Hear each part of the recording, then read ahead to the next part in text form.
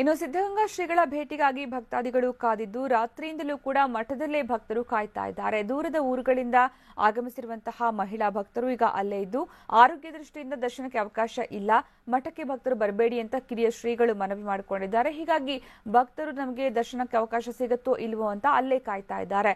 ಇನ್ನು ಈ ಭಕ್ತರ ಜೊತೆಗೆ ನಮ್ಮ ಪ್ರತಿನಿಧಿ ಮುತ್ತಪ್ಪ ನಡೆಸಿರುವಂತಹ ಮಾತುಕತೆ ಇಲ್ಲಿದೆ. ಇನ್ನೇನೂ ಕೂಡ ಮಠದಲ್ಲಿ ಶ್ರೀಗಳಿಗೆ ಚಿಕಿತ್ಸೆ ನೀಡಲಾಗ್ತಾ ಇದೆ. ಶ್ರೀಗಳ ಆರೋಗ್ಯ ಹೇಗಿದೆ, ಶ್ರೀಗಳು ಹೇಗಿದ್ದಾರೆ ಎಂಬ ಒಂದು ಮಾಹಿತಿ ಪಡೆದುಕೊಳ್ಳೋದಕ್ಕೆ ಅವರ ಭಕ್ತರೊಂದು ಕೂಡ ಕಾತುರದಿಂದ ಕಾಯ್ತಾ ಇದ್ದಾರೆ. ನನ್ನ ಹಿಂಬದಲ್ಲೂ ಕೂಡ ಸಾಕಷ್ಟು ಜನ ಭಕ್ತಾದಿಗಳು ನಿನ್ನೆ ರಾತ್ರಿಯಿಂದಲೂ ಕೂಡ ಮಠದ ಆವರಣದಲ್ಲೇ ಕಾಯ್ತಾ ಇದ್ದಾರೆ. ಶ್ರೀಗಳನ್ನ ಭೇಟಿ ಮಾಡಬೇಕು, ಶ್ರೀಗಳನ್ನ ಕಾಣಬೇಕು, ಶ್ರೀಗಳನ್ನ ಆಶೀರ್ವಾದ ಪಡಿಬೇಕು, ಶ್ರೀಗಳ ಆಶೀರ್ವಾದ ಪಡಿಬೇಕು ಅಂತ ಸಾಕಷ್ಟು ಜನ ಇದ್ದಾರೆ. ಅದರಲ್ಲೂ ಮುಖ್ಯವಾಗಿ ಸಿಂದಗಿ, ಕೊಪ್ಪಳ, ಸಿಂಧನೂರು ಈ ಎಲ್ಲಾ ಭಾಗದಲ್ಲೂ ಕೂಡ ಸಾಕಷ್ಟು ಜನ ಬಂದಿದ್ದಾರೆ. ನಾನು ಅವ್ರನ್ನ ಮಾತಾಡಿಸುವಂತ ಪ್ರಯತ್ನ ಕೂಡ ಪಡ್ತೀನಿ. ನನ್ನ ಜೊತೆ ರೇಷ್ಮಾ ಅವರು ಇದ್ದಾರೆ, ಅವ್ರನ್ನ ಮಾತಾಡ್ತೀನಿ. ಮೇಡಮ್, ಯಾವ ಊರಿಂದ ಬಂದಿದ್ದೀರಾ, ಯಾವಾಗ ಬಂದಿದ್ರಾ, ಏನು ಉದ್ದೇಶಕ್ಕೆ ಬಂದಿದ್ರಾ ಇಲ್ಲಿ? ಸಿಂಧನೂರ್ಲಿಂದ ಬಂದಿದ್ದೀವಿ ಸರ್. ಸಮಯ ನೋಡೋಣ ಅಂತ ಬಂದಿದ್ದೀವಿ ಸರ್. ಭಾಳ ನೋಡಿ ಇವ್ರಿಗೆ ಆರಾಮಿಲ್ಲ ಅಂತ ಅಂದ್ರೆ ಸಿಂಧನೂರ್ಲಿಂದ ಬಂದು ಅವ್ರನ್ನ ಭೇಟಿಯಾಗಿ ರಾತ್ರಿ ಇಲ್ಲೇ ಉಳ್ಕೊಂಡು ರೇಷ್ಮಾ ಬೇಗಂ ಅವರೇ, ಎಷ್ಟು ವರ್ಷದಿಂದ ಮಠಕ್ಕೆ ಬರ್ತಾ ಇದ್ರ? ಈ ಹಿಂದೆ ನೋಡಿದ್ರ ಸ್ವಾಮೀಜಿಗಳನ್ನ? ಇಲ್ಲ ಸರ್, ಇದೇ ಫಸ್ಟ್ ಸರ್ ಬಂದಿದ್ದು. ಏನ್ ಅನ್ಕೊಂಡು ಬಂದಿದ್ರಿ ಶ್ರೀಗಳನ್ನ? ಏನ್ ನೋಡ್ಬೇಕು, ಅವ್ರ ಆಶೀರ್ವಾದ ನಾ ನೋಡ್ಬೇಕು, ಇವೆಲ್ಲ ಮಠ ಇದೆಲ್ಲ ಇಷ್ಟು ಸಾಗಿಸ್ತಾರ, ಹೇಗೇನಿರುತ್ತೆ ಅಂತ ನೋಡೋಣ ಅಂತ ಬಂದಿದ್ವಿ ಸರ್. ನೀವು ನಡ್ಕೊಂತೀರಾ? ಈ ಮಠಕ್ಕೆ ನಡ್ಕೊಂತ ಇದ್ರ ಮೊದ್ಲಿಂದ? ಅವ್ರು ನಡ್ಕೊಂತಾರ ಸರ್. ನಾವು ಅಷ್ಟೇ ನಮ್ಮ ಮನಸ್ಸಿನ ಭಕ್ತಿಯಿಂದ ಬಂದ್ವಿ ಸರ್. ಯಾವಾಗ ಬಂದ್ರಿ? ನಿನ್ನೆ ಭೇಟಿ ಮಾಡೋಕೆ ಅವಕಾಶ ಸಿಗ್ತಾ ನೋಡಿದ್ರ ಶ್ರೀಗಳನ್ನ? ಸರ್ ನಿನ್ನೆ 6 ಗಂಟೆಗೆ ಬಂದ್ವಿ ಸರ್. ಹೋಗಿ ಅವ್ರಿಗೆ ಭೇಟಿಯಾಗಿ ಬಂದ್ವಿ ಸರ್. ಆರಾಮಿದ್ದಾರೆ, ಮಲಕ್ಕಿನಿದ್ರು, ಅವ್ರು ನೋಡಿ ಬಂದ್ವಿ ಸರ್. ಹೇಗೆ ಅನಿಸ್ತು ಶ್ರೀಗಳನ್ನ ನೋಡಿದಾಗ? ತುಂಬಾ ಇದು ಅನಿಸ್ತು ಸರ್, ನೆಮ್ಮದಿ ಅನಿಸ್ತು, ಚಲೋ ಆಯ್ತಲ್ಲ ಅಂತ ಖುಷಿ ಅನಿಸ್ತು. ಮೇಡಮ್, ನೀವು ಯಾವ್ರಿಂದ ಬಂದಿದ್ದೀರಾ? ಜೊತೆಗೆ ಶ್ರೀಗಳನ್ನ ಭೇಟಿ ಆದ್ರೆ ಹೇಗೆ?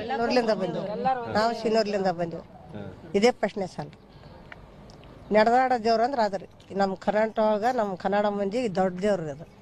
ನೋಡ್ತಕ್ಕದ್ದು ನೋಡಿದ್ರೆ ಕೂಡ ಸಂತೋಷ ಬಂದು ನೋಡಿ ನಮ್ಗೆ ಬಹಳ ಸಂತೋಷ ಆಗೈತೆ. ಈ ಮಟ್ಟಕ್ಕೆ ಬಂದ್ರೆ ಜಾತಿ ಭೇದ ಭಾವ ಏನೂ ಇಲ್ಲ, ಎಲ್ಲರೂ ಕೂಡ ಸಮಾನವಾಗಿ ನೋಡ್ತಾರೆ ಅನ್ನೋ ಕೂಡ ಪ್ರತೀತಿ ಇದೆ ಹಿಂದೆನೂ ಕೂಡ. ಎಲ್ಲರನ್ನ ಒಂದೇ ರೂಪದಾಗ ನೋಡಿ ದೇವ್ರಾಗ್ಯಾರ. ಭೇದ ಭಾವ ನಂಬುದು ಅಲ್ಲಿ ಅವರಲ್ಲಿ ಬಿಟ್ಟಿಲ್ರಿ. ಈ ಇಲ್ಲಿದ್ದ ಶಿವ ಆತ್ನಾಡ್ಸದ್ರಿ. ನೀವು ಕೂಡ ಈಗ ನಿನ್ನೆ ನೋಡಿದ್ರೆ ಶ್ರೀಗಳನ್ನ ನೋಡಿದ ತಕ್ಷಣ ಉಳಿದ ಭಕ್ತರಿಗೆ ಏನ್ ಹೇಳೋಕ್ ಬಯಸ್ತಾರೆ? ಯಾಕಂದ್ರೆ ಅವರು ಕೂಡ ಆತಂಕದಲ್ಲಿ ಇದಾರೆ. ಶ್ರೀಗಳಿಗೆ ಏನಾಯ್ತು, ಶ್ರೀಗಳು ಹೇಗಿದ್ದಾರೆ ಅನ್ನೋ ಮಾಹಿತಿ ಪಡೆದುಕೊಳ್ಳಿ ಎಲ್ಲರೂ ಕೂಡ ಕಾತುರದಲ್ಲಿದ್ದಾರೆ. ಸೊ ನೀವು ನೋಡಿದ್ರ, ಉಳಿದ ಭಕ್ತರಿಗೆ ಏನ್ ಹೇಳೋಕ್ ಬಯಸ್ತಾರೆ? ನಾವು ಸ್ವಾಮಿಯವರು ಆರಾಮ ಇದಾರ, ಸ್ವಲ್ಪ ಇದು ಆಗ್ಯಾರ, ತೃಪ್ತಿ ಆಗ್ಯಾರ ಅಂತಂದು ಹೇಳಕ್ ಬಯಸ್ತವ್ರಿ.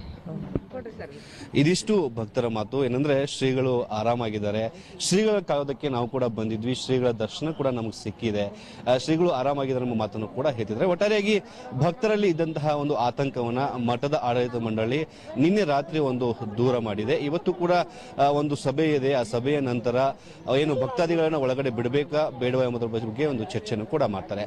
ಕ್ಯಾಮರಾ ಪರ್ಸನ್ ವಾಲಿ ಜೊತೆ ಮುತ್ತಪ್ಪ, TV9 ತುಮಕೂರು. ಇನ್ನು ಶ್ರೀಗಳ ಆರೋಗ್ಯ ಸ್ಥಿತಿ ಹೇಗಿದೆ ಸದ್ಯ ಅನ್ನೋದರ ಬಗ್ಗೆ ಇತ್ತೀಚಿನ ಮಾಹಿತಿ ನೀಡೋದಕ್ಕೆ ನಮ್ಮ ಪ್ರತಿನಿಧಿ ಮಹೇಶ್ ಈಗ ಅಲ್ಲಿಂದ ನಮ್ಮ ಜೊತೆಗೆ ನೇರ ಸಂಪರ್ಕದ ಇದ್ದಾರೆ. ಮಹೇಶ್, ಈಗ ಸಿದ್ಧಗಂಗಾ ಶ್ರೀಗಳ ಆರೋಗ್ಯ ಹೇಗಿದೆ, ಏನ್ ಹೇಳ್ತಾ ಇದ್ದಾರೆ ವೈದ್ಯರು? ಹೌದು ಸುಕನ್ಯಾ, ಏನು ಇಂದು ಬೆಳಗ್ಗೆ ಎಂದಿನಂತೆ ಶ್ರೀಗಳಿಗೆ 5 ಗಂಟೆ ಸುಮಾರಿಗೆ ರಕ್ತ ಪರೀಕ್ಷೆ, ಕಫ ಮತ್ತು ಏನು ಎಲ್ಲ ಪ್ಯಾರಾಮೀಟರ್ಸ್ ಚೆಕಪ್ ಕೂಡ ನಡೆದಿರುವಂಥದ್ದು. ಸದ್ಯ ಈ ಒಂದು ಮಾಹಿತಿ 10 ಗಂಟೆಗೆ ಏನು ಈ ಒಂದು ಚೆಕಪ್ ನಡೆಸಿದಂಥ ಮಾಹಿತಿ ಲಭ್ಯ ಆಗಿರುವಂಥದ್ದು. ಇನ್ನು ಏನು ಈಗ ಸದ್ಯ ಈ ಕೆಲವೇ ಕ್ಷಣಗಳಲ್ಲಿ ಏನು ಜಿಲ್ಲೆ ಉಸ್ತುವಾರಿ ಸಚಿವರು ಹಾಗೂ ಏನು DCM ಡಾಕ್ಟರ್ G ಪರಮೇಶ್ವರ್ ಕೂಡ ಮಠಕ್ಕೆ ಆಗಮಿಸಿ ಏನು ಶ್ರೀಗಳ ಆರೋಗ್ಯದ ಕುರಿತು ಮಾಹಿತಿ ಕೂಡ ಪಡೆಯುತ್ತಾರೆ. ಬಳಿಕ ಈ ಒಂದು ಸಭೆ ಕೂಡ ಮಾಡ್ತಾರೆ. ಅಂದ್ರೆ ಆರೋಗ್ಯ ಮುಂದೆ ಯಾವ ರೀತಿ ಇನ್ನು ವೈದ್ಯರನ್ನ ನೇಮಕ ಮಾಡಬೇಕಾ, ಮತ್ತೆ ಯಾರಾದರೂ ಇಲ್ಲಿಂದ ಏನು ಚೆನ್ನೈನಿಂದ ಅಥವಾ ಬೆಂಗಳೂರಿಂದ ಯಾರಾದರೂ ಕರೆಸ್ಬೇಕಂತೇಳಿ ಇನ್ನಷ್ಟೇ ಮೀಟಿಂಗ್ ಕೂಡ ಮಾಡ್ತಾರೆ. ಇನ್ನು ಏನು ಶ್ರೀಗಳಿಗೆ ಸದ್ಯ ಆರೋಗ್ಯದಲ್ಲಿ ಯಾವುದೇ ಕೂಡ ಏರುಪೇರು ಆಗಿಲ್ಲ, ಮತ್ತೆ ವ್ಯತ್ಯಾಸನೂ ಕೂಡ ಇಲ್ಲ, ಕೊಂಚ ಮಟ್ಟಿಗೆ ಚೇತರಿಕೆ ಕಂಡಿದ್ದಾರೆ ಅಂತೇಳಿ ಡಾಕ್ಟರ್ ಕೂಡ ಮಾಹಿತಿ ಇರುವಂಥದ್ದು. ಅಂದರೆ ಇವರಿಗೆ ಶ್ರೀಗಳಿಗೆ ಶ್ವಾಸಕೋಶದ ಸಮಸ್ಯೆ ಹೆಚ್ಚಾಗಿ ಏನೋ ಕಾಣ್ತಾ ಇರುವಂಥದ್ದು, ನೀರು ತುಂಬಿಕೊಂಡಿರುವಂಥ ಕಾರಣಕ್ಕೆ ಉಸಿರಾಟದ ಸಮಸ್ಯೆ ಉಂಟಾಗಿದೆ. ಉಸಿರಾಟದ ಸಮಸ್ಯೆ ಹೊರತುಪಡಿಸಿ ಬೇರೆ ಎಲ್ಲ ಒಂದು ಏನು ಇರುವಂಥ ಕಾಯಿಲೆಗಳು ಎಲ್ಲ ಕೂಡ ನಿವಾರಣೆ ಆಗಿರುವಂಥದ್ದು. ಇನ್ನು ಈ ಉಸಿರಾಟದ ಸಮಸ್ಯೆಗಾಗಿ ಹೆಚ್ಚಿನ ಚಿಕಿತ್ಸೆಗೆ ಒಂದು ಏನು ವೈದ್ಯರ ತಂಡ ಕೂಡ ಈಗ ದಿನದ 24 ಗಂಟೆ ಕೂಡ ಡಾಕ್ಟರ್ ಪರಮೇಶ್ ನೇತೃತ್ವದಲ್ಲಿ ನಿಗಾ ಕೂಡ ವಹಿಸಿರುವಂಥದ್ದು. ಪ್ರಮುಖವಾಗಿ ಶ್ವಾಸಕೋಶದಲ್ಲಿ ಎರಡೂ ಬದಿಯಲ್ಲಿ ನೀರು ತುಂಬಿಕೊಂಡಂತ ಕಾರಣ ಉಸಿರಾಟದ ತೊಂದರೆ ಉಂಟಾಗಿರುವಂಥದ್ದು. ಈ ಉಸಿರಾಟ ನಿವಾರಣೆಗಾಗಿ ಶ್ರೀಗಳಿಗೆ ವೆಂಟಿಲೇಟರ್ ಚಿಕಿತ್ಸೆ ಕೂಡ ಅಂದರೆ ಆಕ್ಸಿಜನ್ ಮೂಲಕ ವೆಂಟಿಲೇಟರ್ ಕೂಡ ಅಳವಡಿಸಿ ಚಿಕಿತ್ಸೆ ನೀಡಲಾಗ್ತಿದೆ. ಅಂದರೆ ಒಂದು ಸುಮಾರು ಶ್ರೀಗಳಿಗೆ ಅರ್ಧ ಗಂಟೆ ಅವರು ಸ್ವಾಯಿಯಿಂದ ಉಸಿರಾಟ ಆಡ್ತಾರೆ, ಅರ್ಧ ಗಂಟೆ ಬಳಿಕ ನಿಶಕ್ತಿ ಇದರಿಂದ ಅವರು ಏನು ಮತ್ತೆ ವಿಶ್ರಾಂತಿಗೆ ಹೋಗ್ತಾರೆ. ಈ ಒಂದು ಕಾರಣಕ್ಕೆ ಅರ್ಧ ಗಂಟೆ ಬಳಿಕ ವೆಂಟಿಲೇಟರ್ ಅಳವಡಿಸ್ತಾರೆ. ಹೀಗಾಗಿ ಸದ್ಯ ಶ್ರೀಗಳಿಗೆ ವೆಂಟಿಲೇಟರ್ನಲ್ಲಿ ಆಕ್ಸಿಜನ್ ನೀಡಿ ಚಿಕಿತ್ಸೆ ನೀಡಲಾಗ್ತಿದೆ. ಇನ್ನು 10 ಗಂಟೆ ಬಳಿಕ ಇನ್ನೂ ಹೆಚ್ಚಿನ ಅಂದರೆ ರಕ್ತ ಏನು ಪರೀಕ್ಷೆ ಬಂದ ಬಳಿಕ ಹೆಚ್ಚಿನ ಚಿಕಿತ್ಸೆ ಏನು ನೀಡಬೇಕು ಅಂತೇಳಿ ಡಾಕ್ಟರ್ ಮಾಹಿತಿ ಕೂಡ ನೀಡಲಿದ್ದಾರೆ. ಸುಕನ್ಯಾ. ಓಕೆ ಮಹೇಶ್, ಈಗ ಶ್ರೀಗಳನ್ನ ಭೇಟಿ ಮಾಡೋದಕ್ಕೆ ಯಾರ್ಯಾರು ಆಗಮಿಸಿದ್ರು ಈಗ ಬೆಳಗ್ಗೆಯಿಂದಲೂ? ಇನ್ನು ಯಾರ್ಯಾರು ಆಗಮಿಸುವಂತಹ ನಿರೀಕ್ಷೆ ಇದೆ? ಯಾಕಂದ್ರೆ ಮಠದ ಸುತ್ತ ಭದ್ರತೆ ಯಾಕೆ ಜಾಸ್ತಿ ಮಾಡ್ತಾ ಇದ್ದಾರೆ ಅಂತ? ಸುಕನ್ಯಾ, ಪ್ರಮುಖವಾಗಿ ಏನು ಅಂತ ಹೇಳಿದ್ರೆ ಮಠಕ್ಕೆ ಭಕ್ತಾದಿಗಳ ಆಗಮನ ಹಿನ್ನೆಲೆಯಲ್ಲಿ ಇವರಿಗೆ ಸೋಂಕು ತಗುಲುವಂತ ಕಾರಣಕ್ಕೆ ಈ ಬಿಗಿ ಪೊಲೀಸ್ ಬಂದೋಬಸ್ತ್ ಕೂಡ ಮಾಡಿಕೊಂಡಿರುವಂಥದ್ದು. ಅಂದ್ರೆ ಆ ಬಂದಂತ ಈಗಾಗಲೇ ಕಳೆದ ನಿನ್ನೆ ಬೆಳಗ್ಗೆಯಿಂದ ಕೂಡ ಸಾಕಷ್ಟು ಸಾವಿರಾರು ಸಂಖ್ಯೆಯಲ್ಲಿ ಭಕ್ತರು ಆಗಮಿಸಿ ಅವರಿಗೆ ನಿರಾಶೆ ಕೂಡ ಉಂಟಾಗಿತ್ತು. ಅಂದ್ರೆ ಪ್ರಮುಖವಾಗಿ ನಿನ್ನೆ ಸಂಜೆ ಕೂಡ ಕೆಲವು ಭಕ್ತರಿಗೆ ಬಂದು ವಾಪಸ್ ಹೋಗಬಾರ್ದು ಅನ್ನೋ ವಿಚಾರಕ್ಕೋಸ್ಕರ ಕಿರಿಯ ಶ್ರೀಗಳ ಮನವಿ ಮೇರೆಗೆ ಅವರು ಮನವಿ ಮಾಡಿಕೊಂಡಂತ ಬಳಿಕ ಭಕ್ತರಿಗೆ ಅವಕಾಶ ಕೂಡ ಕಲ್ಪಿಸಿರುತ್ತೆ. ಅಂದ್ರೆ ಹಿಂಬದಿ ಮೂಲಕ ಒಂದು ಕಿಟಕಿ ಮುಖಾಂತರ ಒಂದು ಹಿಂಬದಿ ಅವರಿಗೆ ದರ್ಶನ ಕೂಡ ಮಾಡಿಕೊಂಡಂತ ಅಲ್ಲಿಂದ ನೋಡ್ಕೊಂಡು ವಾಪಸ್ ಹೋಗಬೇಕಾಯಿತು. ಆದ್ರೆ ಇದನ್ನು ಏನು ನೋಡಿದಂತ ಭಕ್ತರು ಇನ್ನೂ ಹೆಚ್ಚಿನ ಸಂಖ್ಯೆಯಲ್ಲಿ ಕಳೆದ ರಾತ್ರಿ ಆಗಮಿಸಿದ್ರು. ಇನ್ನು ರಾತ್ರಿ ಪೂರ ಏನು ಇಲ್ಲಿ ಭಕ್ತರು ಶ್ರೀಗಳನ್ನು ದರ್ಶನ ಮಾಡಿಸ್ತಾರೆ ಅಂತ ಕಾಯ್ತಾ ಇದ್ದಾರೆ. ಆದ್ರೆ ಮಠದಲ್ಲಿ ಅವರಿಗೆ ಏನು ಅವರು ಭಕ್ತ ಸಂಖ್ಯೆ ಹೆಚ್ಚಾದ್ರೆ ಇಲ್ಲಿ ಒಂದು ಏನು ಭದ್ರತೆ ಕೂಡ ಒಂದು ಪ್ರಮುಖ ಸಮಸ್ಯೆಯಾಗಿ ಕಾಡುತ್ತೆ. ಪ್ರಮುಖವಾಗಿ ಶ್ರೀಗಳಿಗೆ ಸೋಂಕು ಕೂಡ ಹೆಚ್ಚಾಗುತ್ತೆ ಒಂದು ಕಾರಣಕ್ಕೆ ಭಕ್ತರಿಗೆ ಅವಕಾಶ ಇಲ್ಲ ಅಂತೇಳಿ ನಿನ್ನೆಯಿಂದ ಕೂಡ ಮಠದ ಆಡಳಿತ ಮಂಡಳಿ ಆಗಿರ್ಬೋದು, ಕಿರಿಯ ಶ್ರೀಗಳಾಗಿರ್ಬೋದು ಒಂದು ಮನವಿ ಕೂಡ ಮಾಡಿರುವಂಥದ್ದು. ಇನ್ನು ಈ ಒಂದು ಕಾರಣಕ್ಕಾಗಿಯೇ ಮಠದ ಏನು ಸುತ್ತಮುತ್ತ ಬಿಗಿ ಪೊಲೀಸ್ ಬಂದೋಬಸ್ತ್ ಕೂಡ ಮಾಡ್ಕೊಂಡಿರುವಂಥದ್ದು. ಇನ್ನೇನು ಕೆಲವೇ ಕ್ಷಣಗಳಲ್ಲಿ ಡಿ.ಸಿ.ಎಂ. ಪರಮೇಶ್ವರ್ ಕೂಡ ಮಠಕ್ಕೆ ಆಗಮಿಸಿ ಇಂದು ಭದ್ರತೆ ಮತ್ತೆ ಶ್ರೀಗಳ ಆರೋಗ್ಯದ ಮಾಹಿತಿ ಕೂಡ ಪಡಿತಾರೆ. ಇನ್ನು ಪ್ರಮುಖವಾಗಿ ಈ ಒಂದು ಏನು ಮಠಕ್ಕೆ 9 ಗಂಟೆ ಬಳಿಕ ಮಾಜಿ ಸಿಎಂ ಯಡಿಯೂರಪ್ಪ ಆಗಿರ್ಬೋದು ಮತ್ತೆ ಮಾಜಿ ಸಚಿವ ವಿ ಸೋಮಣ್ಣ ಮಠಕ್ಕೆ ಆಗಮಿಸಿ ಶ್ರೀಗಳ ಆರೋಗ್ಯದ ಕುರಿತು ಮಾಹಿತಿ ಕೂಡ ಪಡೆಯಲಿದ್ದಾರೆ. ಒಟ್ಟಾರೆಯಾಗಿ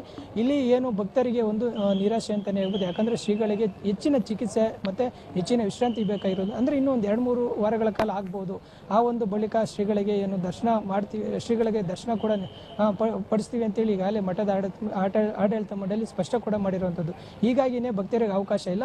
ಈ ಒಂದು ಕಾರಣಕ್ಕೋಸ್ಕರ ಮಠದ ಸುತ್ತಮುತ್ತ ಬಿಗಿ ಪೊಲೀಸ್ ಬಂದೋಬಸ್ತ್ ಕೂಡ ಮಾಡಿಕೊಂಡಿರುವಂಥದ್ದು. ಸುಕನ್ಯಾ. ಮಹೇಶ್, ಈಗ ಬೆಳಗ್ಗೆಯಿಂದ ಶ್ರೀಗಳಿಗೆ ಯಾವೆಲ್ಲ ಪರೀಕ್ಷೆ ನಡೆಸಲಾಯಿತು? ಶ್ರೀಗಳು ಯಾವ ರೀತಿ ಸ್ಪಂದಿಸಿದ್ರು ಅದಕ್ಕೆ? ಮತ್ತೆ ಈಗ ಮುಂದೆ ಯಾವ ರೀತಿಯ ಚಿಕಿತ್ಸೆಯನ್ನು ಮುಂದುವರಿಸಬೇಕು ಅಂತ ಪ್ಲಾನ್ ಇಟ್ಕೊಂಡಿದ್ದಾರೆ ವೈದ್ಯರು? ಸುಕನ್ಯಾ, ಪ್ರಮುಖವಾಗಿ ಎಂದಿನಂತೆ ಶ್ರೀಗಳಿಗೆ 5 ಗಂಟೆಗೆ ರಕ್ತ ಪರೀಕ್ಷೆ, ಕಫ, ಪ್ಯಾರಾಮೀಟರ್ಸ್ ಎಲ್ಲ ಏನು BP ಒಂದು ಪರೀಕ್ಷೆ ಕೂಡ ಮಾಡಲಾಗ್ತದೆ. ಈ ಒಂದು ಪರೀಕ್ಷೆ 10 ಗಂಟೆ ಸುಮಾರಿಗೆ ಒಂದು ಏನು ಬ್ಲಡ್ ರಿಪೋರ್ಟ್ ಕೂಡ ಬರ್ತದೆ. ಎಲ್ಲ ಒಂದು ಚೆಕಪ್ಗಳು ಅಂದ್ರೆ ಇವರಿಗೆ ಸ್ಕ್ಯಾನಿಂಗ್ ಒಳಗಡೆ ಏನು ಒಂದು ಆಸ್ಪತ್ರೆಯ ರೀತಿಯಲ್ಲೇನೆ ಒಂದು ಕೋಣೆಯನ್ನು ನಿರ್ಮಿಸಿ ಎಲ್ಲ ರೀತಿ ಚಿಕಿತ್ಸೆ ಕೂಡ ಮಾಡ್ಕೊಂಡಿರುವಂಥದ್ದು. ಈ ಎಲ್ಲ ಕೂಡ ಪರೀಕ್ಷೆಗಳು 10 ಗಂಟೆಗೆ ಒಂದು ರಿಪೋರ್ಟ್ ಬರುತ್ತೆ. ಆ ಒಂದು ಬಳಿಕನೇ ಮುಂದೆ ಯಾವ ರೀತಿ ಈಗ ನಿನ್ನೆ ಕೊಟ್ಟಂತ ಏನು ಚಿಕಿತ್ಸೆಗೆ ಶ್ರೀಗಳು ಸ್ಪಂದಿಸಿದ್ದಾರೆ ಅಥವಾ ಈ ಒಂದು ಸೋಂಕು ಏನಾದರೂ ಕಡಿಮೆ ಆಗಿದೆಯಾ, ಮತ್ತೊಂದು ಕಡೆ ಶ್ರೀಗಳು ಸ್ಪಂದನೆ ಮಾಡಿ ಮತ್ತೆ ಮುಂದಕ್ಕೆ ಯಾವ ರೀತಿ ಚಿಕಿತ್ಸೆ ನೀಡಬೇಕು ಅಂತೇಳಿ 10 ಗಂಟೆ ಬಳಿಕನೇ ವೈದ್ಯರು ನಿರ್ಧಾರ ಮಾಡ್ತಾರೆ. ಸದ್ಯಕ್ಕೆ ಬೆಳಗ್ಗೆಯಿಂದ ಕೂಡ ಈಗ ಸದ್ಯ ಚಿಕಿತ್ಸೆ ಮುಂದುವರೆದಿದೆ. ವೆಂಟಿಲೇಟರ್ ಮೂಲಕ ಆಕ್ಸಿಜನ್ ಕೂಡ ನೀಡಿರುವಂಥದ್ದು. ಇನ್ನು 10 ಗಂಟೆ ಸುಮಾರಿಗೆ ಹೆಲ್ತ್ ಬುಲೆಟಿನ್ ಕೂಡ ರಿಲೀಸ್ ಮಾಡ್ತಾರೆ. ಅಂದ್ರೆ ಹೆಚ್ಚಿನದಾಗಿ ಏನಾದರೂ ವೈದ್ಯರನ್ನ ಕರೆಸಬೇಕಂದ್ರೆ ಪ್ರತಿನಿತ್ಯ ಅಂದ್ರೆ BJS ಆಸ್ಪತ್ರೆ ವೈದ್ಯರಾಗಿರ್ಬೋದು ಮತ್ತೆ ಚೆನ್ನೈನ ಡಾಕ್ಟರ್ ಮೊಹಮ್ಮದ್ ರೇಲಾ ನೇತೃತ್ವದಲ್ಲಿ ಕೂಡ ಅಲ್ಲಿಂದ ಮಾರ್ಗದರ್ಶನದಲ್ಲಿ ಈ ಚಿಕಿತ್ಸೆ ಕೂಡ ನಡೆಸಲಾಗ್ತಿದ್ದು. ಇಲ್ಲಿ ಏನು ಮಠದ ಡಾಕ್ಟರ್ ಪರಮೇಶ್ ಅವರು ಇಲ್ಲಿ ಒಂದು ಉಸ್ತುವಾರಿಯನ್ನು ಕೂಡ ವಹಿಸಿದ್ರು. ಆಸ್ಪತ್ರೆಯಿಂದ ಇರ್ಬೋದು ಮತ್ತೆ ಮಠದಲ್ಲ ಇರ್ಬೋದು ಪ್ರತಿನಿತ್ಯ ಅವರ ಒಂದು ವೈದ್ಯರ ತಂಡನೇ ಇಲ್ಲಿ ನೋಡ್ಕೊಳ್ತಾ ಇದ್ದು. ಇನ್ನು ಏನು ಸತತ 13 ದಿನಗಳು ಅಂದ್ರೆ ಇಲ್ಲಿ ಸೋಂಕು ತಗುಲುತ್ತೆ ಒಂದು ಕಾರಣಕ್ಕೋಸ್ಕರನೇ ಮಠದಿಂದ ಆಸ್ಪತ್ರೆಗೆ ಶಿಫ್ಟ್ ಮಾಡಲಾಗಿತ್ತು. ಅಲ್ಲಿ ಒಂದು ICU ನಲ್ಲಿ ಅವರಿಗೆ ಏನು ಶ್ರೀಗಳಿಗೆ ಚಿಕಿತ್ಸೆ ಕೂಡ ನೀಡಲಾಗ್ತಾ ಇದ್ದು. ಅಲ್ಲಿ ಒಂದು ಸಮಸ್ಯೆ ನಿವಾರಣೆ ಆದ್ರೆ ಮತ್ತೊಂದು ಸಮಸ್ಯೆ ಉದ್ಭವ ಆಗ್ತಾ ಇದೆ. ಅಂದ್ರೆ ಪಿತ್ತಕೋಶ ಸಮಸ್ಯೆ ನಿವಾರಣೆ ಆದ್ರೆ ಶ್ವಾಸಕೋಶ ಸಮಸ್ಯೆ, ಅಲ್ಲಿಂದ ಮತ್ತೆ ಉಸಿರಾಟದ ಸಮಸ್ಯೆ ಕೂಡ ಉಲ್ಬಣ ಆಗಿತ್ತು.